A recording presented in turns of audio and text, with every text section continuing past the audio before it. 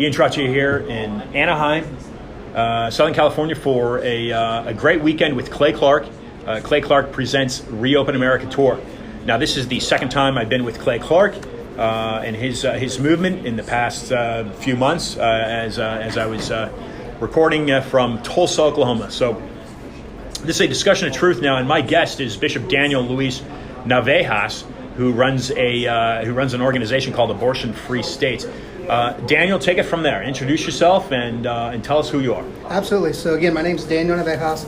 I pastor a church in North Oklahoma City in the Edmond area, and we've been working on this mission for quite some time to actually end abortion. And so throughout the nation, you have tons of what we call pro-life establishment organizations that are huge into fundraising. They like to do fundraisers. They like to put media propaganda out there saying we're advancing the goals, we're moving forward. But the fact of the matter is these organizations are not focused on ending abortion at all. They simply want to regulate it and incrementally chip away at it because, in short, the day that abortion becomes abolished, so do their paychecks. And they know this. And so there are multiple reasons. The money is a big reason, just the same way as we talk about the pharmaceutical industry. They're not interested in finding cures for cancer or healing anything. They just want to treat symptoms. Well, the pro-life establishment is exactly the same. They don't want to end abortion. They just want to incrementally slow it down. Interesting. So they want to slow abortion down. And what is one of the main purposes for doing that? And this is what I'm inserting here, is that fecal tissue and other agents from an aborted fetus Yeah.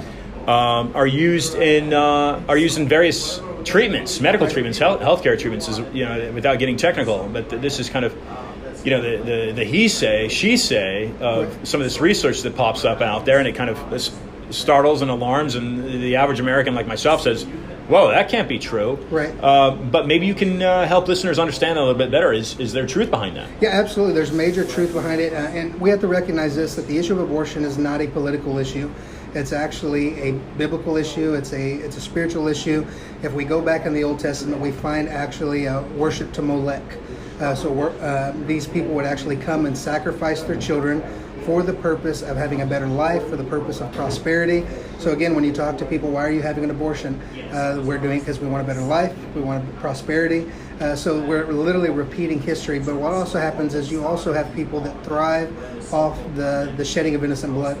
So literally in New York City, you have the Satanic Church who has filed a lawsuit saying, hey, we don't want any bills that infringe on our right to have abortions because this is our ritual practice. This is where we gain power. This is where we gain authority from.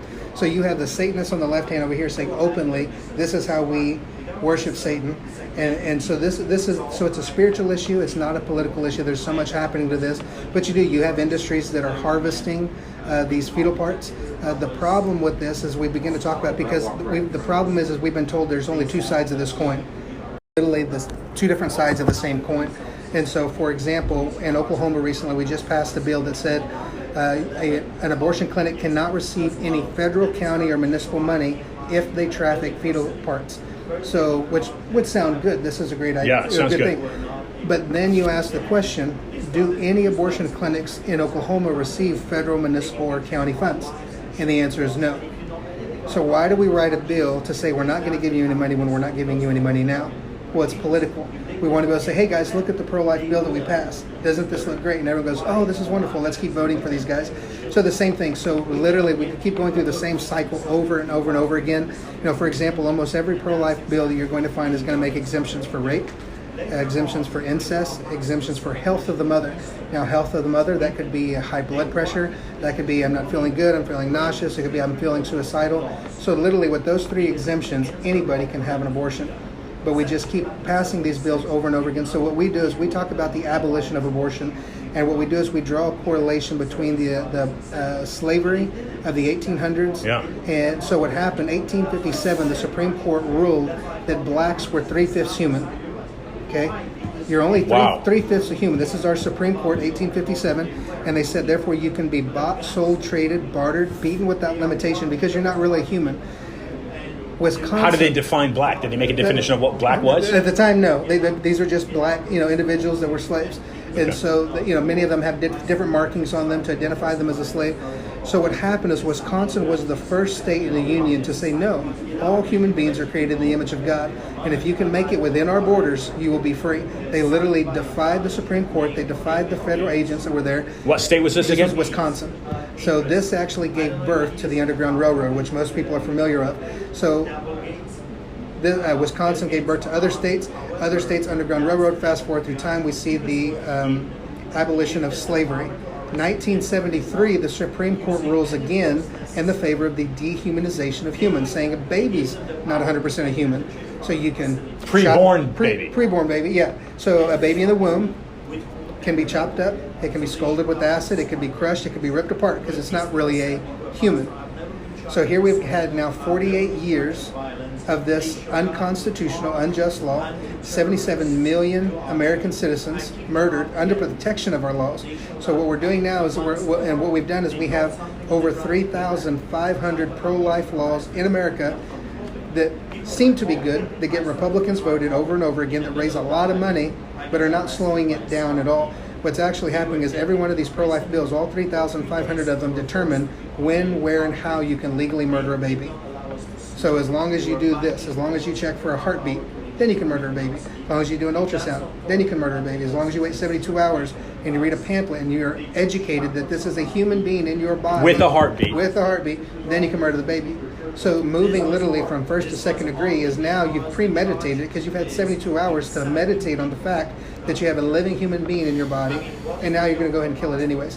So this is the cycle that we've gotten into, a 48-year-old cycle of making negotiations with demonic principalities and just saying, we want to murder babies. And so we're chipping away at it, but the reality is we're not even chipping away about it.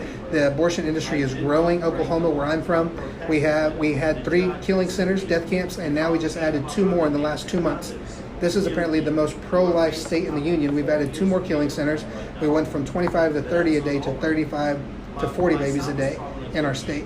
And so the reality is very simple. What we're doing is 40 murders a day. 40 murders a day under the protection of law. Now, those sound like big numbers, but I'm from actually a relatively small state. So we see about 6,000 abortions a year. So that's 6,000 Oklahoma citizens, American citizens, that are murdered under the protection of law. But if you go over to a state like Florida, you're talking about 74,000 a year. So this is where we're at. This is we're helping the population understand this.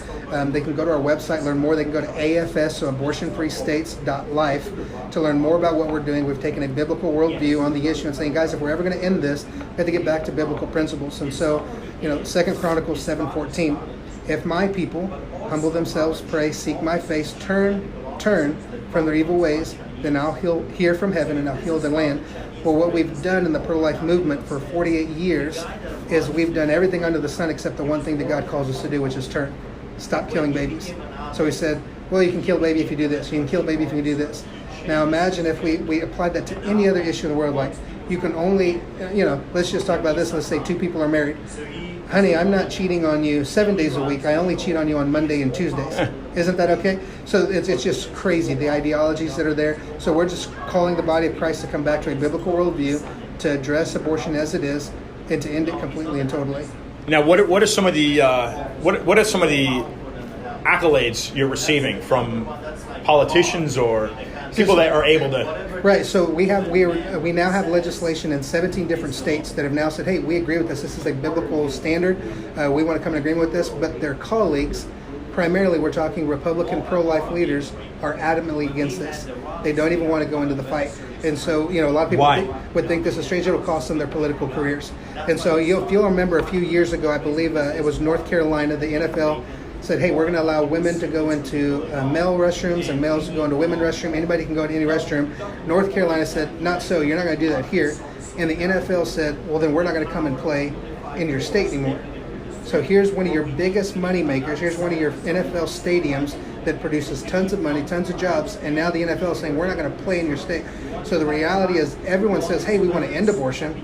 But what happens when you actually have the first abortion-free state in the union, and all of these mega money brokers, whether it's the sports industry or the entertainment industry or the Chamber of Commerce comes in, Oklahoma, our largest towers are oil field companies. So what do they do when you say, you guys are taking away women's rights, you're affecting women's health care, you're we're leaving Oklahoma.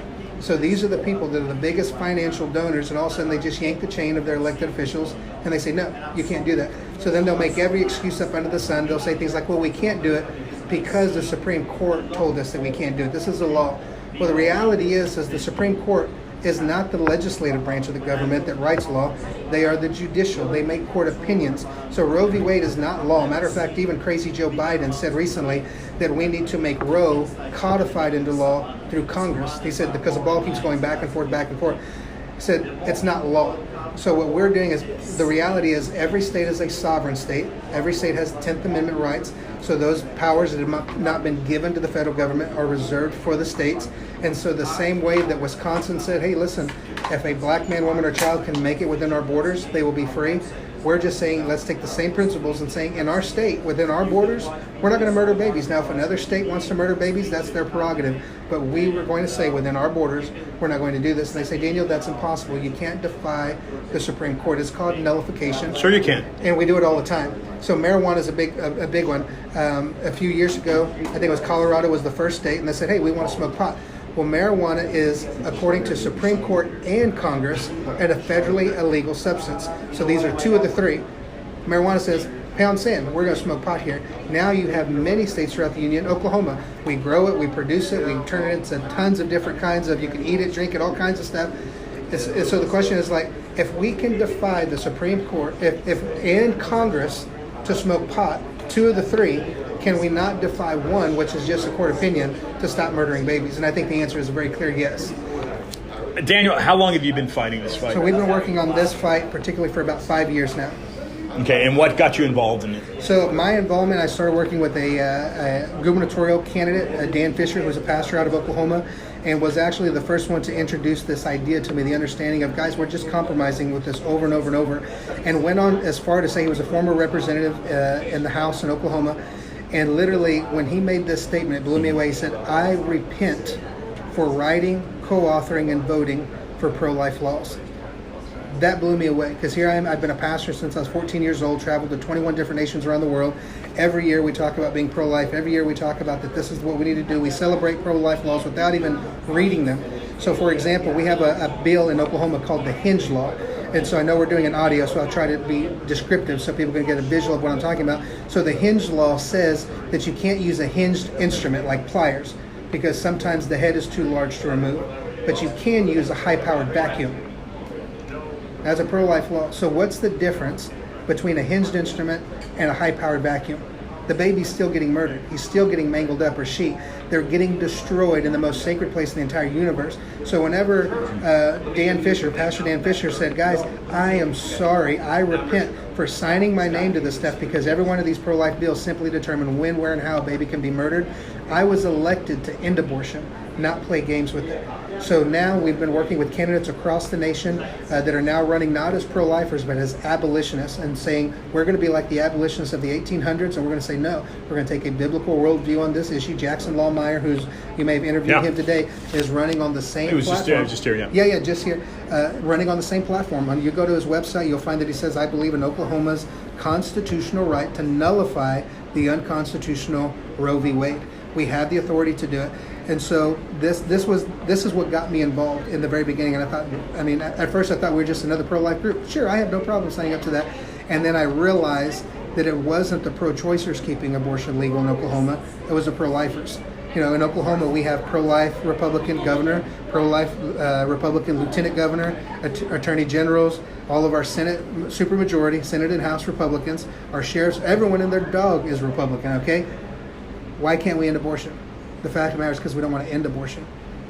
And so this becomes hard for them, because everyone has been able to hide behind, I'm doing the best that I can, but here's Roe, and it just doesn't allow me to really do what I really want to do, but if I could, I would. And the fact of the matter is now they're being exposed. Many of the politicians are being exposed. It'll cost them their biggest donors. Also, some of the biggest donors you'll find out are also pharmaceutical industries. So these are the same people that are creating the abortifacient drugs. They're the same people that are providing the acid that burns a baby to death over a period of about 3 to 5 days in its mother's womb. This is their big moneymaker. So they're also the biggest donors to our legislators, both state and federal. So there is a lot of personal interest and self-interest in this. So there's a lot of exposure that's going on, and what we're finding is those legislators that are taking a biblical worldview and unwilling to compromise on those are saying, I see it, the light bulb's on, and I'm not supporting it. So literally in Oklahoma, this last year, we have two abolitionist senators, Senator Jake Merrick and Warren Hamilton. 6 pro-life bills are on the table. And in Oklahoma history, this is the first time in Oklahoma history that 2 Republican senators said, we will not vote to support these pro-life bills. Now, the pro-life industry sent out emails and said, these guys are worse than Democrats. They're pro-choice. So they went out and did live streams and said, no, you guys hired us to end abortion, and we took an oath to uphold the Constitution of the United States of America. These bills do not provide equal protection and equal justice to all Oklahomans, including those in the womb. So we've refused to negotiate with the most innocent and defenseless with us. So we're seeing a huge tide change throughout the nation.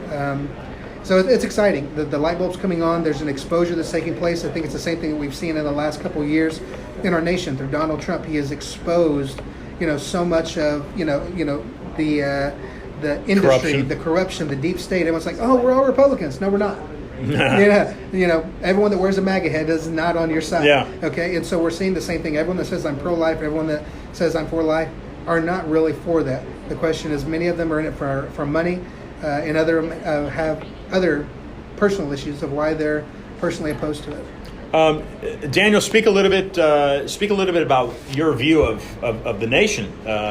What's happening in the nation overall outside of abortion? How do you feel about the nation? I feel right now I'm very excited about the future. 2020 really revealed something. If you ever take that bottle, that plastic bottle, and you squeeze it, what's on the inside of it comes out. In 2020, with the pandemic and everything that happened, when you squeeze that bottle, for the majority of Americans, majority of Christians, what came out of that bottle was fear. We didn't know how to respond. We ran in circles like chickens with our heads cut off. Didn't know what to do. But now that dust has settled, and now we were like, oh, this is a joke. This is a pandemic. This is a scandemic. The virus was planned. The vaccines. All of this isn't what it is. So it's kind of like being in a boxing match. You get punched in the nose once, you'll begin learning how to block. And I think what's happening across the nation, even for this conference particularly, and we saw 11,000 people come out to Tampa, Florida. We had 4,500 people come out to the Awaken Conference, Reawaken America Conference in Tulsa. Massive people are turning out because they've now come out of the darkness. Their eyes are being opened, and they won't get hit in the nose anymore. So now they've come out of this sleeping stage. They're awake. And now we're seeing as people are saying, okay, I'm ready to get in the fight. Like, put me in the ring and I want to fight.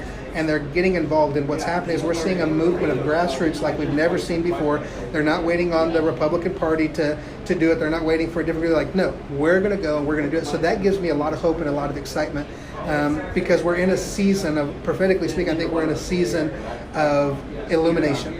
God is shining a very bright light on America. I believe America is a city on a hill. We've sent out more missionaries and more humanitarian efforts around the world than any other nation in the world. So there is a huge attack, a communist agenda, demonic agenda to come in and to put out the light of America. But I believe very strongly that Americans are waking up. Let's take vaccinations for example, Daniel, and recently the president, who we're told is the rightfully elected president, and some people disagree with that. Take a guy like Joe Biden, who's been a swamp creature now for 4 decades. Sure. And he's saying that that the people that are unvaccinated are a threat and are killing the other people that are vaccinated. Right. I think he recently said that either yesterday or 2 days ago. So we're looking at somewhere coming up on, at least these are the numbers we're told, 70% of Americans vaccinated. It seems to be that Biden is bent on vaccinating the other 30%. And those that are not vaccinated are then a threat to the rest. Exactly. And he's now organizing what looks like a door-to-door hand-knocking count / what would be contact tracers to get those people vaccinated. Why is he so adamant about getting people vaccinated? Right. So this, again, to me, it has everything to do with a government-ran communist agenda. This is equivalent. We actually, if you go out to our booth outside, you'll see that we have signs there that says, stop, no trespassing. If you're here to talk about the vaccine, If you're here to talk, we've actually made this our church. This is on our church website. We've made this available for our people to be able to go to the website, purchase it, have it at their home within 2 days. Our sheriff in Oklahoma, Logan County, has said if any federal agent comes onto your property to talk about the vaccine, just call us and we'll have them removed or arrested. And so we have to work with our sheriffs. But this is, I mean, what we're doing, going door to door, is equivalent to what happened in Nazi Germany. We're going door to door and people are saying, hey, are there any Jews in your home? Have you seen a Jew? Do you know anyone else that's hiding Jews? This is the same equivalent. What's happening is like, hey, is everybody vaccinated in your home? Do you know are your neighbors vaccinated? Do you know, is there many? So this is the craziness that's going on. And so, there may be those that may say, well, Dana, you're just a real conspiracy theorist. I believe very strongly then that what is in this shot, I don't even call it a vaccine. It's not a vaccine. If anything, it's DNA therapy. But I think there's a lot more to this shot that is there. Matter of fact, if I remember correctly, I believe there is a crypto that is connected to this shot to be able to move people, to be able to track people. And so all of these different things, there's much more that's here. This isn't about health of people. When you're talking about almost a 99% survival rate, why are we so hell-bent on putting a vaccine in every single person? There's something else here. There's a different agenda that's here. And I think one of the biggest things is we're testing people. How easily can people be controlled? How stupid are they? How ignorant are they? We say jump. Will they jump how high? And so it just leaves us this small fraction of 30% that aren't compliers. So now all we have to do is focus on weakening and breaking the will of this 30%, and now we own the entire nation. And so to me, again, there's such a larger agenda that's at hand. It's not about health. It's never been about health. And I think people that still hold on to that have a lot to learn. Daniel, thanks for joining the program, and I appreciate your insight and your availability. Keep up the good work, and we'll stay in touch. Thank you so much. It's an honor to be here.